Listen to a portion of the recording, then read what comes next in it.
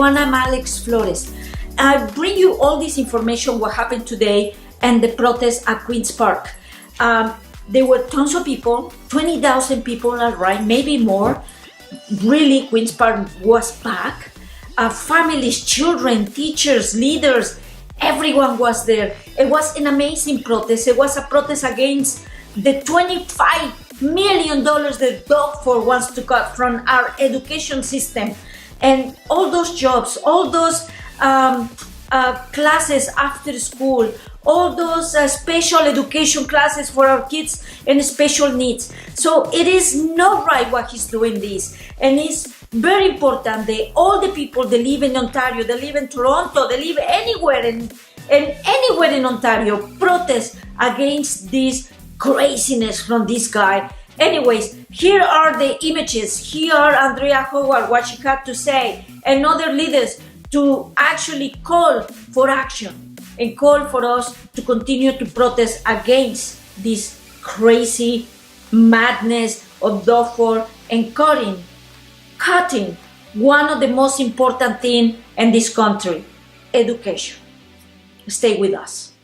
I think that the Premier is basically breaking a commitment that he made on the campaign trail, which was not to cut public education. He's doing exactly that, so he basically lied on the campaign trail. And now what he's saying is we want to race to the bottom when it comes to our public education system. That's not what these people want.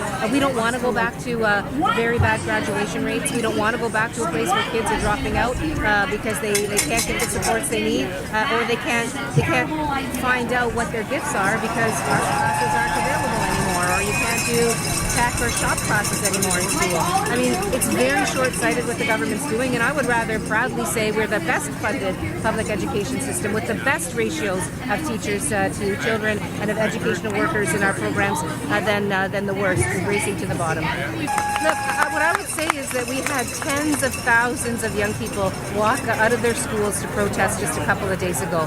Those kids, actually, the organizer of those actions is here today as well. That had nothing to do with the union. And yes, many of these people that work in our schools are unionized, but that's because they are fighting for decent jobs and decent work. To vilify people who are hardworking folks is, it's shameful for the Premier to do that, but it's also inaccurate.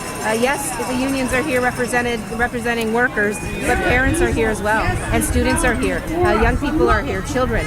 We've got people who aren't even engaged in any way in the education system that are here because they know that the future of Ontario will not be as bright and robust and competitive even, if you want to talk Mr. Ford's language, if we whittle away our public education system. So they're here to fight for education, but they're here to fight for our province as well. How we should have saved by not giving the rich people of our province a tax break, and we could have saved, and we can save by not giving corporations more tax breaks. That's how we save. There's two sides of the ledger here, and this government keeps giving away good public dollars back to the rich and back to big, successful corporations, and they expect our kids to suffer as a result. I think those are the wrong priorities. Or is it like the arrogance of this government after less than a year in office is astounding.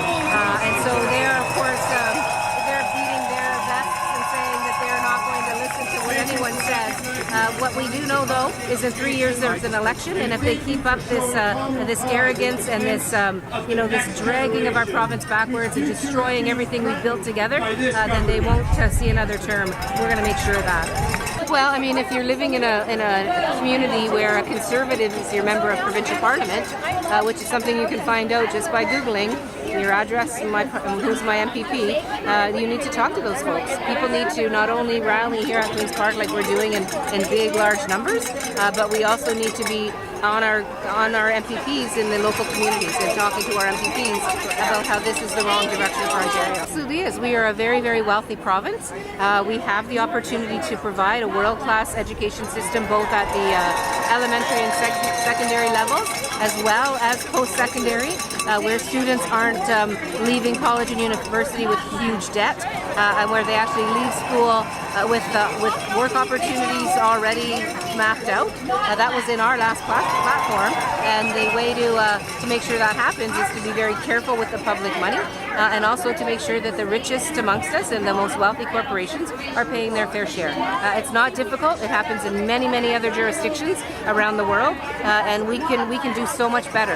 Instead, we've watched a government 15 years with the Liberals. They were not doing great with education either. There were schools that were falling apart. There was $16 billion of backlog of repairs.